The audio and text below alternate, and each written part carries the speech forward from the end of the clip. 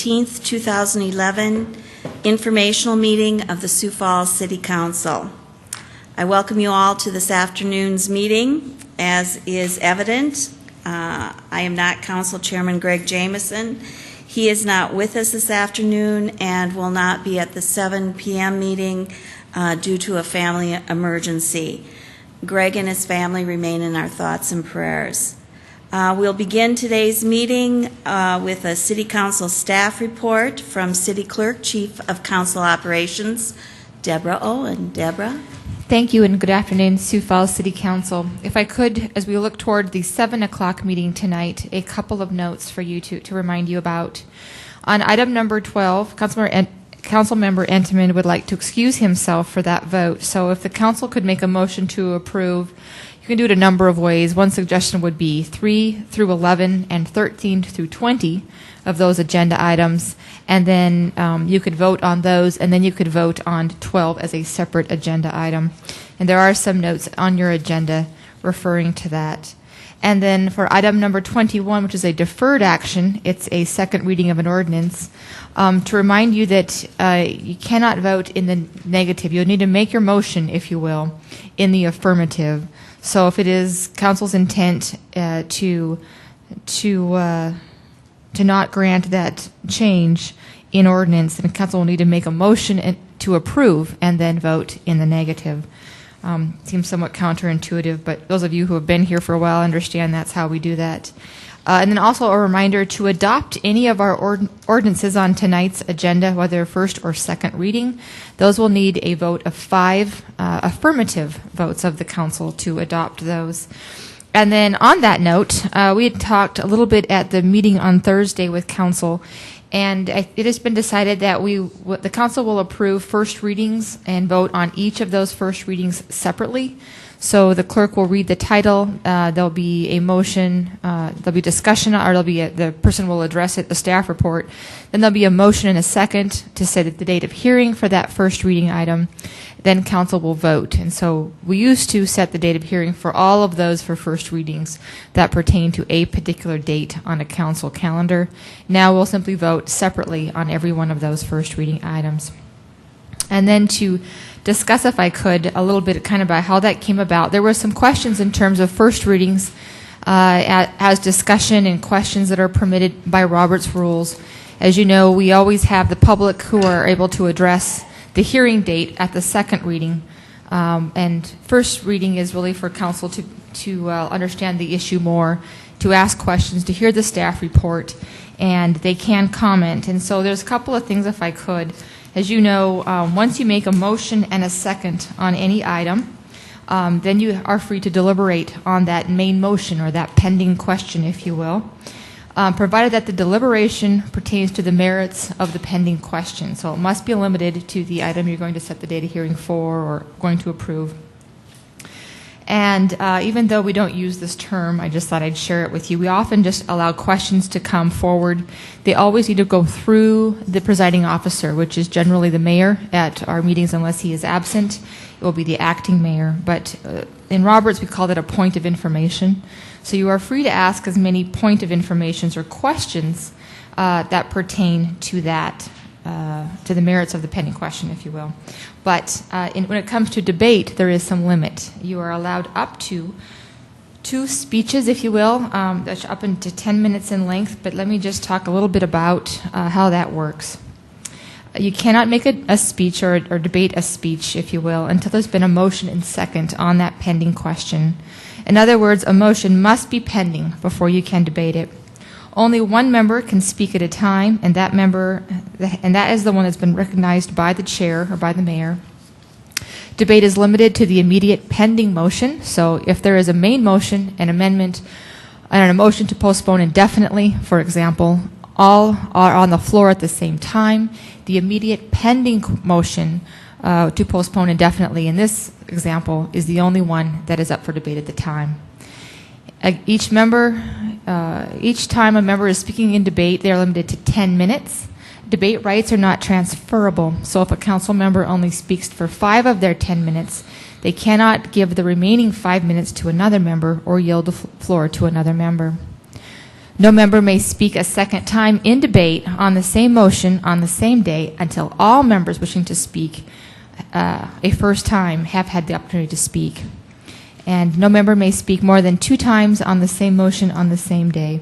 However, if you have a main motion, they are allowed to speak twice. If there's an amendment to the main motion, of course, that's, again, they're allowed to speak. And then if that's amended for the 3rd time, you can only go out 3 times on amending the main motion.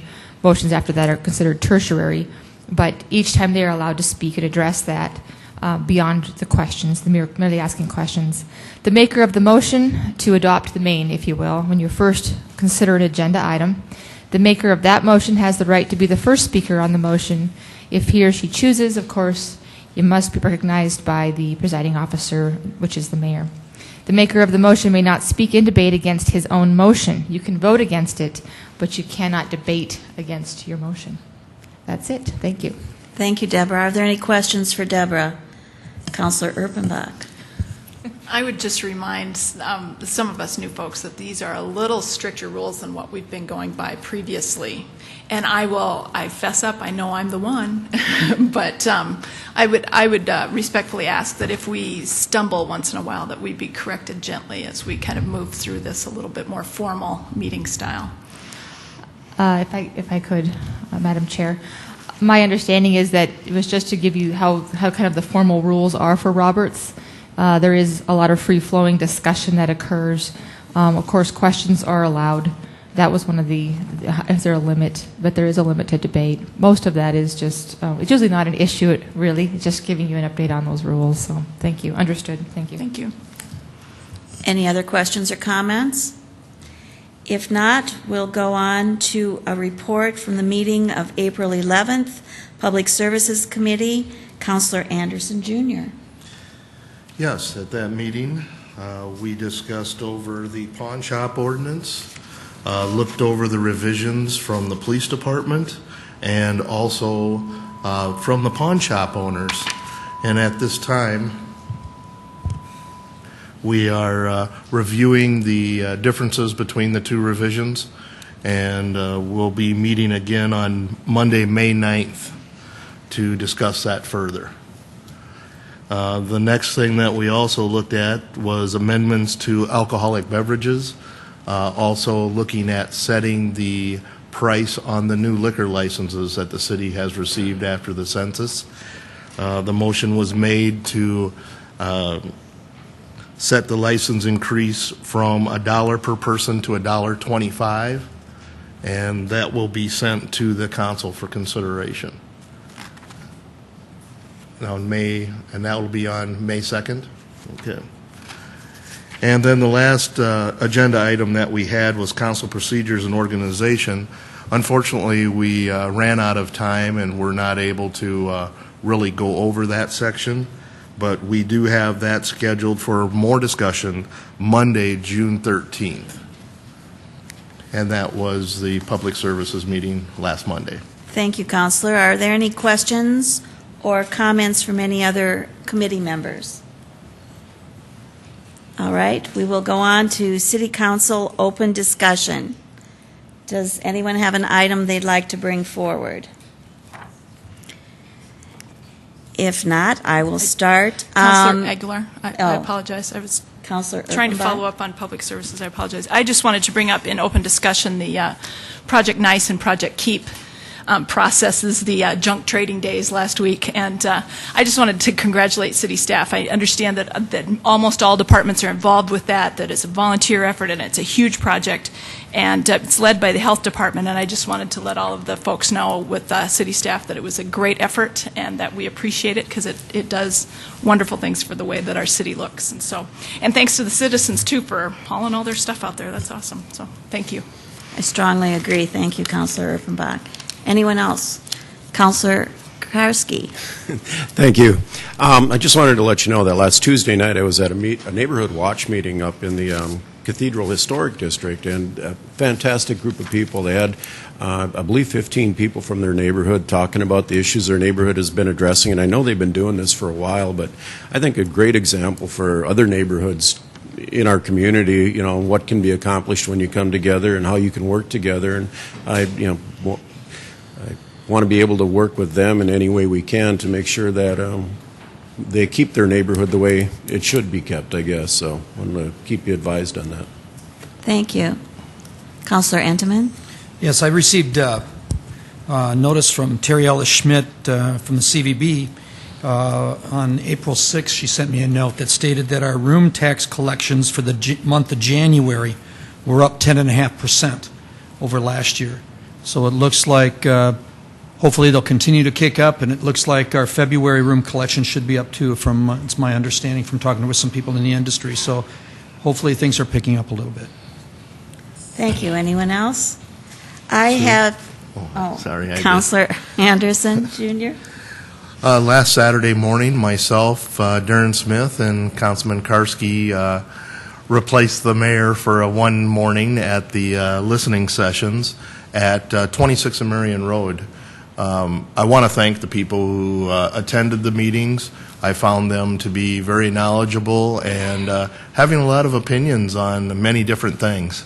So if you ever have a chance to go to one of these listening sessions, I really encourage you to do so. There's a lot of good conversation happening. Thank you. I did receive an email this afternoon from Councilor Jameson, and there are 2 items he'd like us to consider to be brought forward to the Fiscal Committee. He would like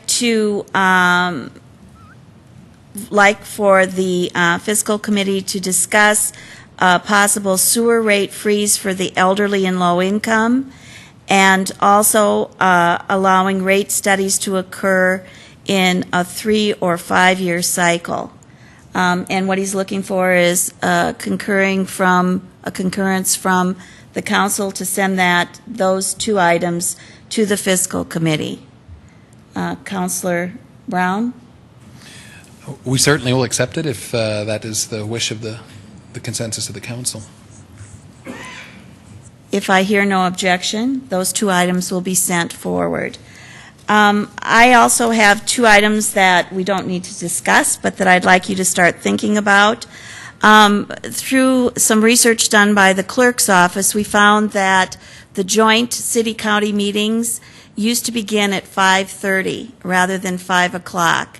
And we'll find today that this shortened meeting of the informational, it has been a problem in the past, and I'm sure we're going to run up against a time crunch today. And so I would like for us to consider moving it to either 5:15 or 5:30 with, again, the concurrence of the county and the administration. Any? Okay, I'm getting a lot of yes nods, so we will continue to work on that. And then next Monday, we do receive the Event Center study results, and I would encourage the council to think about how they want to go forward as far as holding additional forums. I know that myself, I'm looking at holding one within my district, probably at the Ronning Library, and I would invite other council members to attend, especially those that are at-large members. So something for us to start thinking about and planning ahead. Is there any other open discussion items to come before the group? If not, we'll go on to our presentations. As we go forward, a reminder to our council and our presenters, we have a 5 p.m. joint city Minnehaha County meeting, so we have to adjourn no later than 5:50 today. And we will start with our monthly financial report by Director Tracy Turback. Madam Chair, members of the council, good afternoon. Tracy Turback with the Finance Office. It was suggested earlier in advance of your time clock that I be concise, so I will certainly try to accommodate that suggestion. I'm here with the financial report for the month ended March 31st, and I do have just a very few slides to address. I'll try to touch on some of the highlights, although we're obviously very early in the year, so there aren't many things that you might consider to be highlights, so it will be very brief. The first slide, and I know this is something that that we're all interested in terms of our sales tax revenues. The chart here shows you the blue line of 2009, which was, as we all know, quite a dismal year in sales tax collections. The year-to-date numbers never got above zero in terms of the growth rate. The red line is 2010, a much better year.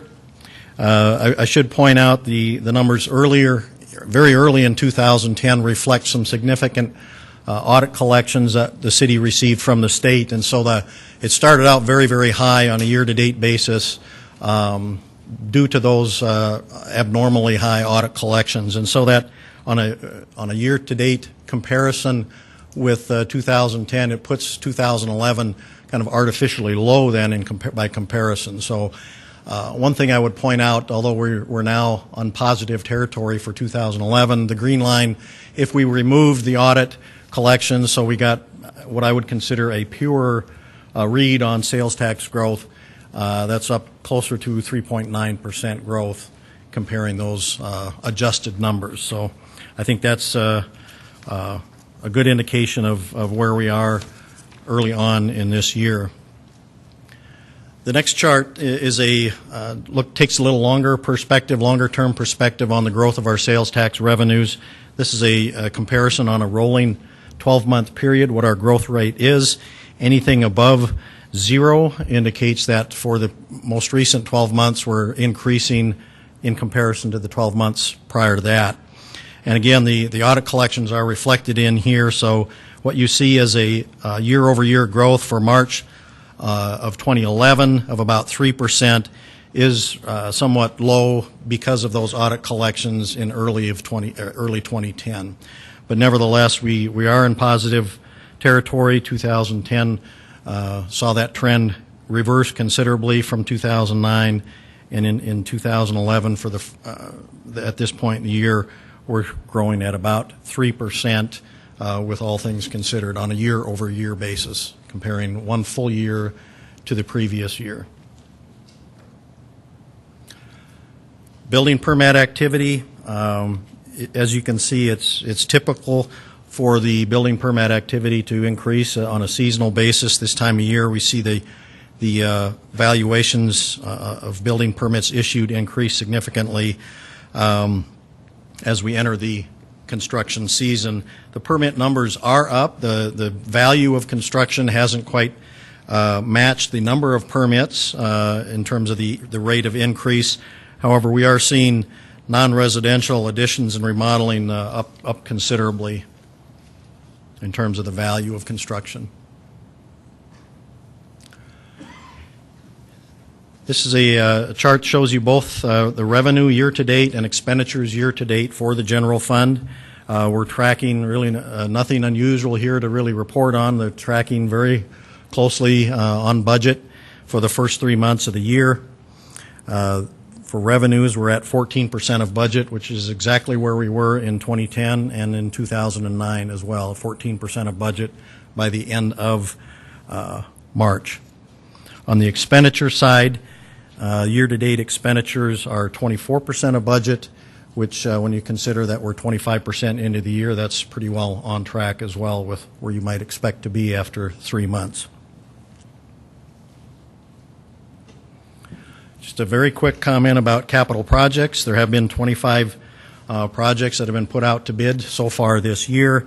We're seeing that the bids have been continuing to be very competitive and are coming in under budget or under estimate. So we're seeing that a favorable bid environment has carried over into the spring of this year as well.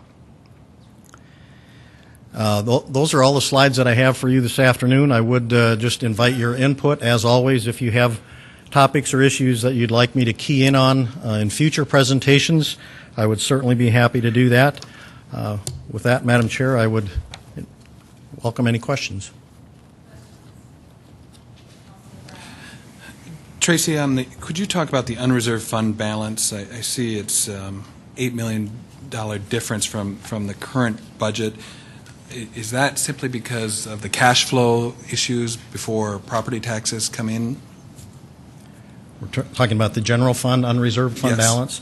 Yeah, it's not at all unusual that early in the year, the fund balance does take a dip, and it's primarily because of property tax revenues that we have a healthy balance at the end of the year because of the late tax collections late in the previous calendar year. So Because we'll we see that we get paid in May, is it? in the spring October? and in the fall, yeah, May and November.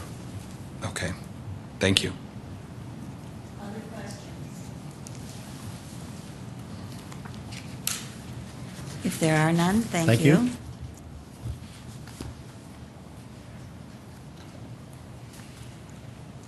The next presentation will be on the Big Sioux River Environmental Trust Fund approval process by Director Don Kearney. Good afternoon, City Council members. Don Kearney with Parks and Recreation.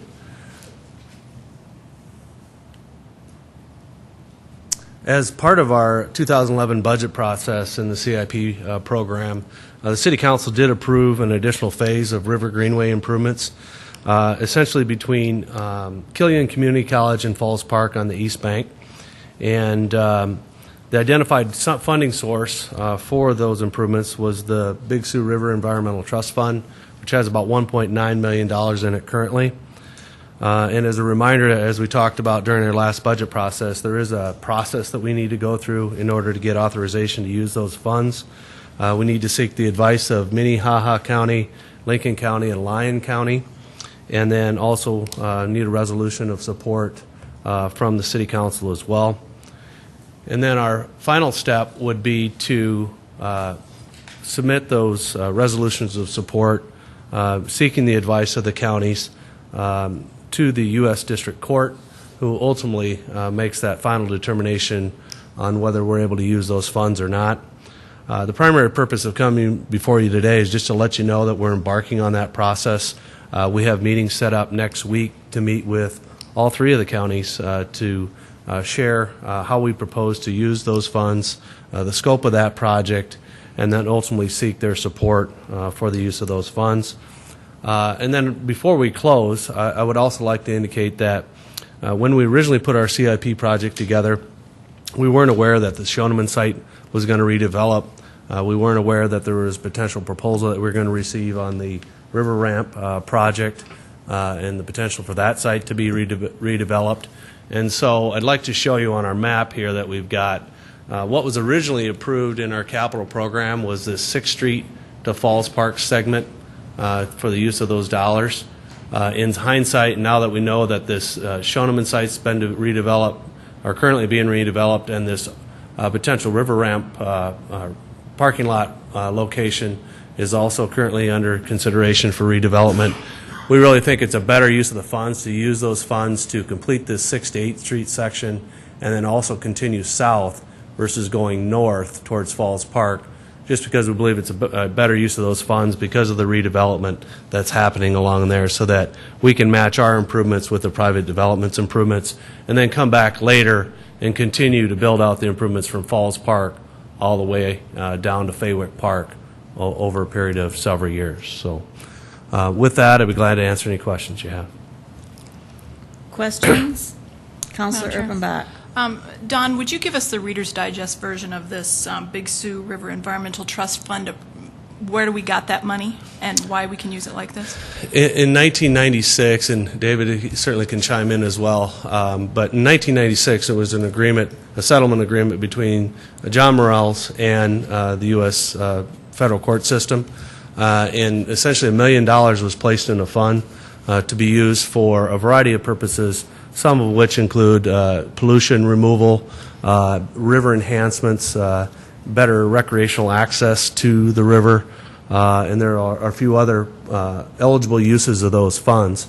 And since over that 15 years or so, that fund has grown to $1.9 million, and we think the Greenway project is an ideal use of those funds. One other question then. So it's not tax dollars. We're not using tax dollars for this project? No, not for this Big Sioux River Environmental Trust Fund portion of it, no. This would all be completely come from the trust fund. Mm-hmm. Good, thank you. Any other questions? If not, thank you. Thank you. Next on our agenda, we have an Event Center update. Mayor Huther.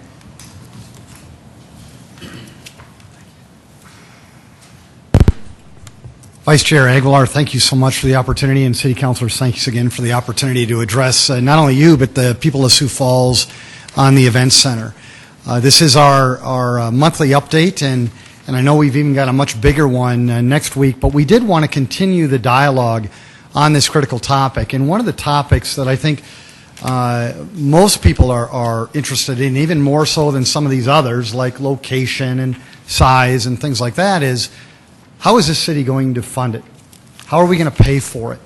And I think that that is ultimately the biggest topic to discuss, and we didn't want to waste any more time in terms of dealing with that topic. Tracy Turbach's going to go into it in much greater detail, but I thought that just to start it off, again, the financials are indeed the key. How are we going to pay not only to build it, but after it is built, or if it is built, how are we going to pay to operate it? What are those operating expenses? What we're going to try to prove to the council as well as to the people of Sioux Falls is that we can do this, and we can do it prudently. We can maximize the taxpayer dollar, and we can ensure that we'll not only meet the needs of today, but this investment will meet the needs of generations to come. There's going to be economic benefits. Jobs will be created. There will be economic impact positively across this city. There will be commercial development opportunities that will be generated as well. And yes, there will be things like quality of life improvements. But I think ultimately, Councilor Erpenbach way back said, all right, what is the return going to be? What is the ultimate return on this potential 100 to 110 to whatever investment? What is that going to be? And then also I think we're going to need to prove to you, and it is a must, that we will continue to meet the necessary city services and community priorities that Sioux Falls has. With no further ado, I would like to introduce you to Tracy Turbach. Tracy will talk to you more about the financials of a major project like this, and then I'll come back and do a brief wrap-up. Tracy.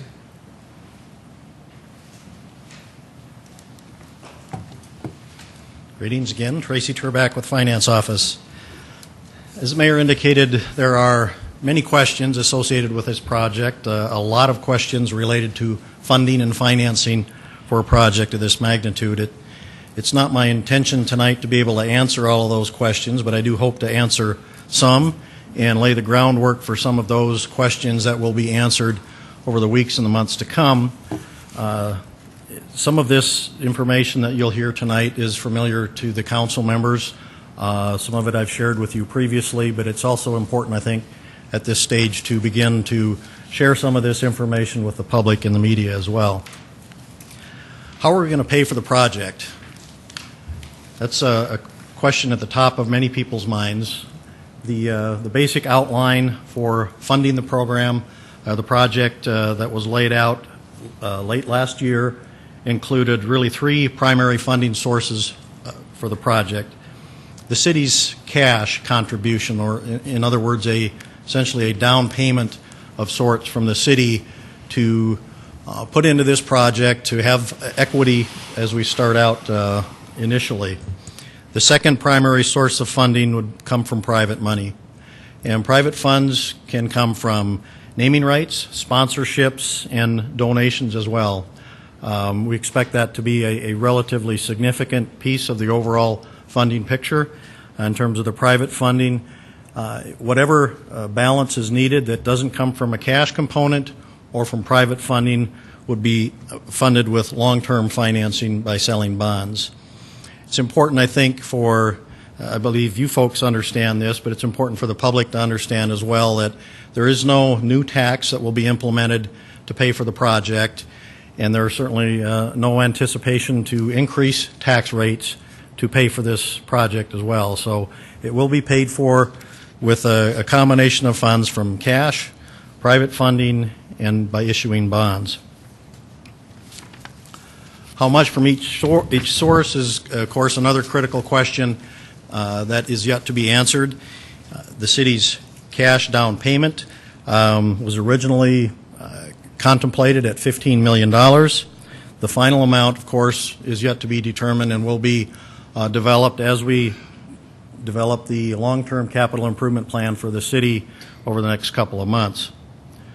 The private funding was originally anticipated to be somewhere in the range of 15 to 25%, with the balance coming from, again, long-term financing. As you folks know, we're currently involved in initiating a process to hone down and refine the estimate that would become available or could become available from private sources. So as additional information and better, more reliable information becomes available, that breakdown for the funding will be refined going forward. By way of an illustration, to try to reinforce the importance of the cash component that we've been talking about, I thought I'd provide a few numbers for you tonight. The $15 million on a 20-year bond at 5% would equate to annual payments of about $1.2 million, or a total of $24 million over the 20-year time frame, which reflects the $15 million in principal to be repaid, along with about $9 million of interest costs. So that, I think, underscores or highlights the importance of making that down payment, using some city cash, and reserving flexibility down the road by trying to mitigate or minimize the amount of bond payments that we'll have to make. Another question that's been asked, and rightly so, is how will revenues from private sources be utilized? In large part, that will be driven by the timing of those cash flows, which is something that we don't know yet at this point. We don't know going in at the very beginning of the project how much cash will have been raised and will be in the city's hands at that time, or how much may flow in over a period of years to come. So the timing of those cash flows will have a direct impact on how those dollars can be used.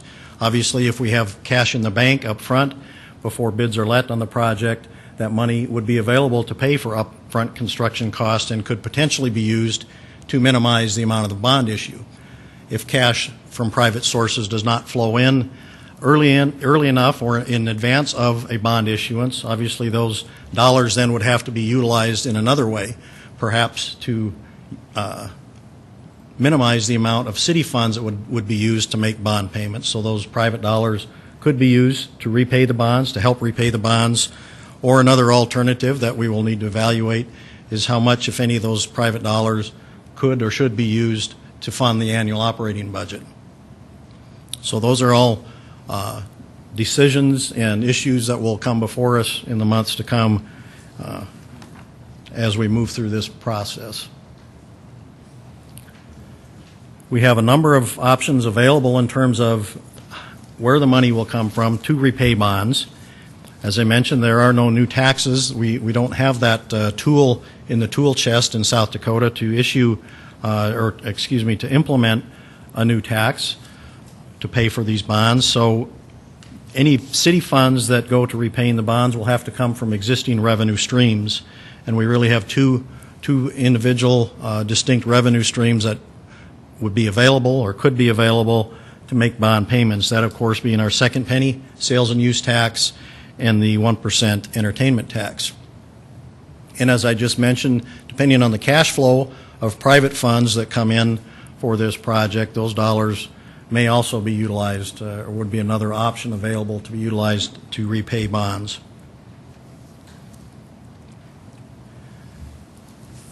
What kind of interest rate should we expect to get on the bonds? That's an important question. Obviously, in the financing, interest cost is going to be a significant component over the long term for this project. The actual interest rate won't and cannot be determined effectively until the bonds are actually sold. The rate that we get on bonds would ultimately be determined on the day the bonds are sold based on a variety of factors, not the least of which is the creditworthiness of the city. You've heard me mention and the mayor mentioned recently comment on the city's bond rating and the city's financial strength. So we do have, in terms of the perception in the marketplace and in reality, the creditworthiness of the city is placed, I think, in very high regard. The interest rates will also be determined to some degree on the term of the bonds, whether we issue 20-year bonds or 30-year bonds. That will all play in ultimately to the rate of interest that we pay on those bonds. The structure of the bonds, the bond issue, and the market conditions. Market conditions are probably the most important factor as to what interest rate we'll ultimately get on the bonds. I included a chart in the presentation. This is a chart that reflects long-term municipal bond rates over the last 28 years or so. And beginning in 1982, they were somewhere around 13%, and now they're down closer to 5% rate for longer-term bonds. So we are, in recent years, recent decades anyway, we're certainly at a relatively low point in terms of the municipal bond rates. So it's, I guess to say it another way, it's a good time to be a borrower, and that's certainly true whether you're borrowing for a city project or if you're taking out a mortgage for your home. You folks and the public certainly understand that rates are very favorable right now for borrowers.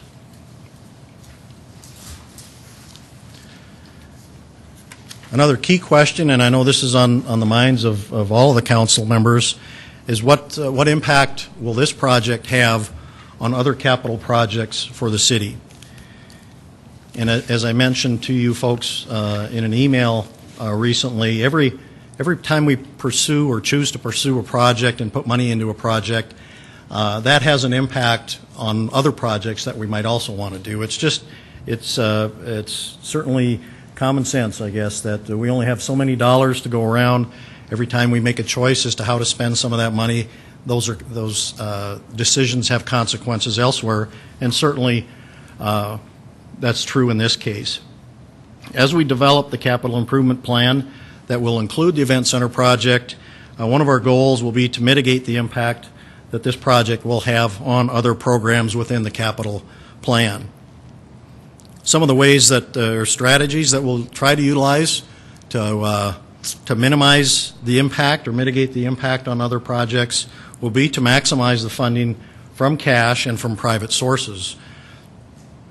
Another strategy that we will try to utilize that will, I think, help a lot to minimize the impact on other projects is to smooth the overall debt service cost as existing debt is retired. We do have bond issues that will be paid off in the near term, and as money is freed up from no longer having to make bond payments on those issues, money will become available to apply toward a new bond issue if in fact we do issue bonds for this project. So there are some opportunities there to smooth out our debt service payments and minimize the impact that we will see on the plan as it exists today. Another comment along this line I might make is that we've talked about this project being somewhere in the neighborhood of $100 million. And I thought I maybe would just put that into perspective. You folks understand this, but the current 5-year plan, adopted capital improvement plan for the city is almost a $400 million plan. So I think in the overall context, while this is certainly a project of significant magnitude, the city has a significant capital improvement plan overall, and year in and year out we're investing significant dollars in the capital requirements for the city.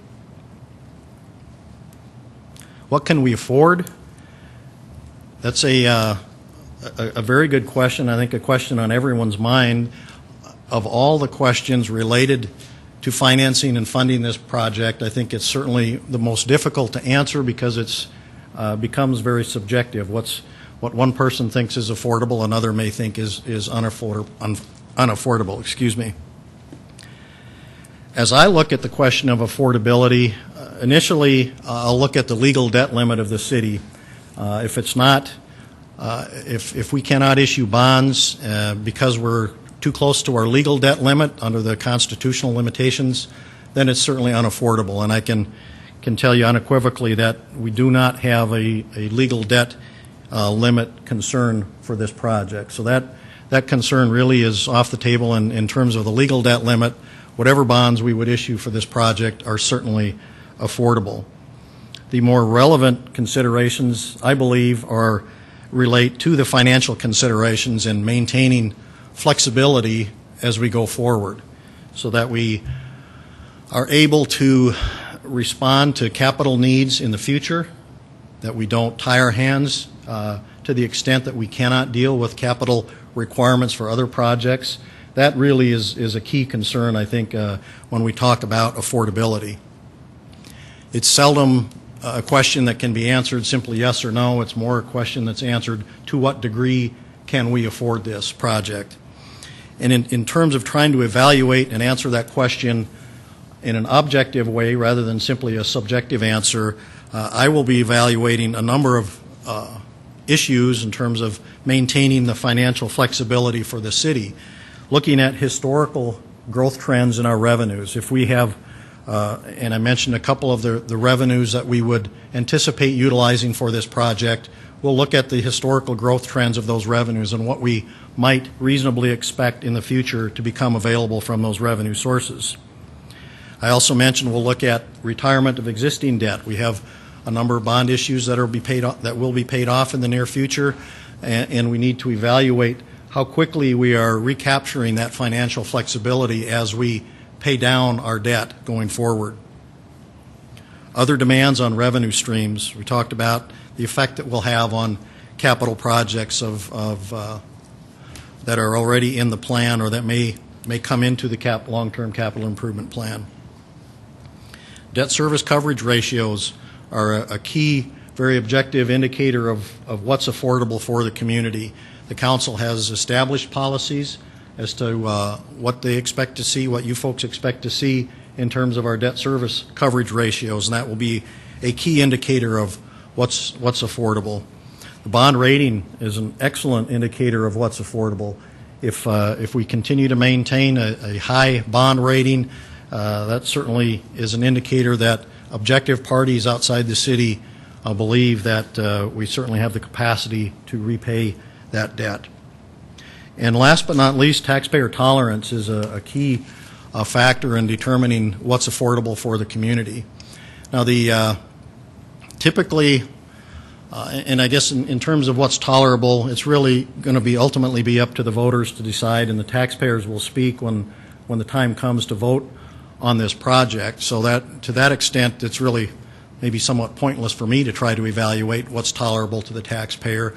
But generally speaking, taxpayers, I believe, will be more tolerant of projects that don't hit them in the wallet. If it hits them in the wallet, if we are talking about increasing taxes or implementing new taxes, that certainly is less tolerable to taxpayers than trying to do a project and financing a project within our existing revenue streams and not asking the taxpayers to come up with more money out of their pocket. So those are some of the key issues we'll try to evaluate to answer the question of what we can afford. The last slide I have is kind of a look ahead, what's coming next, and this project, the Event Center project, will be rolled into the proposed capital improvement plan for the next 5 years, so it will be very clear what the plan is at that point, how much we anticipate the project to cost, and how we intend to fund that project.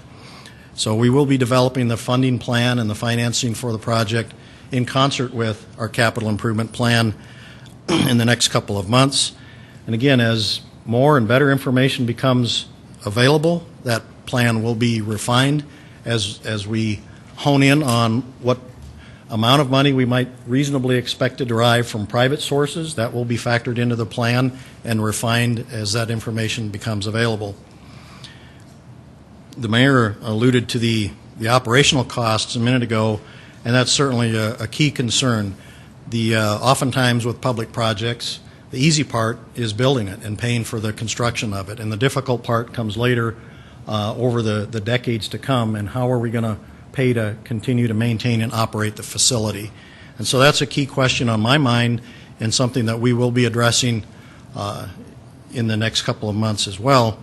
An important piece of information will come, I believe, when we get the report from AECOM on the economic impact analysis, and then going forward we will utilize whatever resources we can to develop a pro forma operational budget for the new facility. So we have a reasonable expectation of what the operational revenues and expenditures will be for the facility once it becomes operational.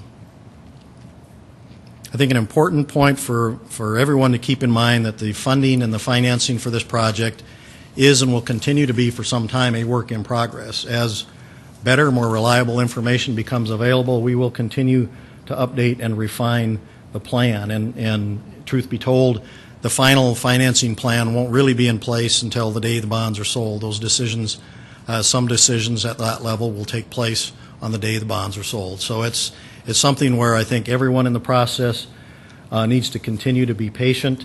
We will evaluate and provide updated information, updated plans as new and better information becomes available. With that, I will turn it back over to the mayor to finish up the remainder of the update. Thank you. Tracy, thank you. Again, the financing and the funding and the financials are incredibly important, but I don't want to diminish one of the topics that we've been talking about as a city for a while now, and that is indeed the location, along with some of the good folks that have been behind that discussion, the Build It Downtown group. Today we're talking about the financials, and I didn't want to just immediately just walk away from all the other discussion topics that we have. And what I wanted to let the council know and the people of Sioux Falls know is that we've been trying to do an even better job communicating with these very, very passionate and committed folks called the Build It Downtown group. Just wanted to outline just some of the meetings that we've held with members of the Build It Downtown group along with the leadership. We have learned that communication certainly has helped the process. I believe that they feel more comfortable with where we're at, and certainly I know I feel more comfortable with where the Build It Downtown group is as well. We've had not only meetings, but of course we've exchanged emails and phone calls and things like that. I strongly believe the communication has been very, very productive. And to be fair, maybe this should have been done months ago. To be fair to that group, to be fair to everyone, maybe this should have been done months ago. We've been so busy trying to tackle so many different things, and I don't want to make any excuses today, none. But I will tell you that the meetings that we've had recently have been very, very good, and I look forward to more. We do keep listening, and yes, I keep learning as well. I wanted to give you a flavor about the potential timeline that could happen here over the next couple of months. Of course, next week is a big, big meeting with the final reports coming in from some of these professionals that we've hired. We are going to have a public Q&A session with these professionals immediately after. From 6 to 7:30, there will be an opportunity for you to ask questions of the professionals. Then, on May 2nd, that's 1 week later, this is tentative, again, depending on what comes about from those presentations, but I do plan to bring a recommendation to the council and a recommendation to the people of Sioux Falls and provide some next steps. Then on May 3rd, right after that, I also would like to have a question and answer session with the members of the public. Then on May 9th, we'll have another Event Center update to talk about more and more detail involving this project. In June, I'd like to have another question and answer session with the people of Sioux Falls, specifically about the Event Center.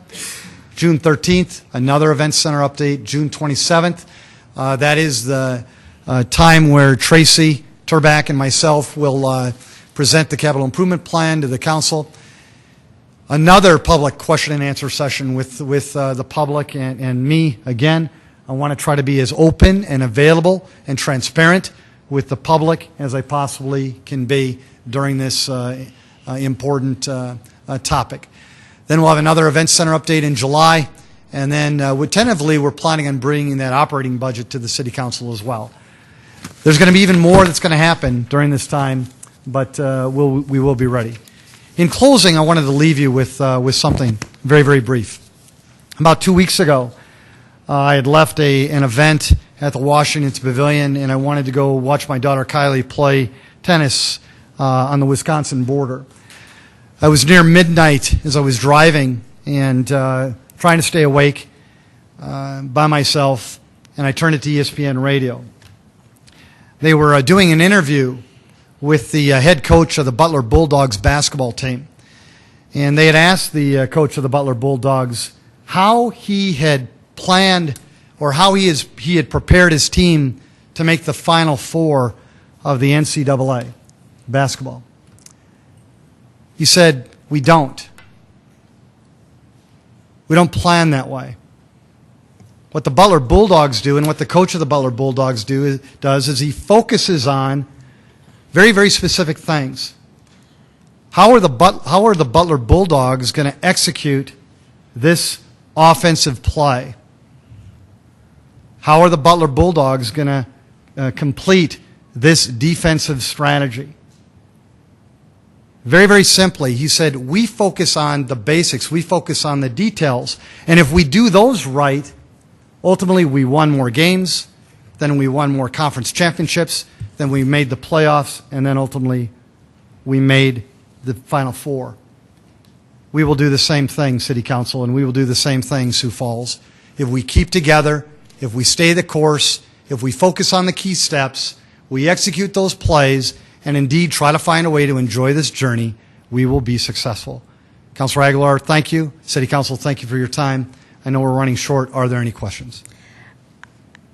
I don't believe we have time for questions this afternoon. You'll have to hold them till next week. Thank you, Mayor. And we are adjourned. Thank you.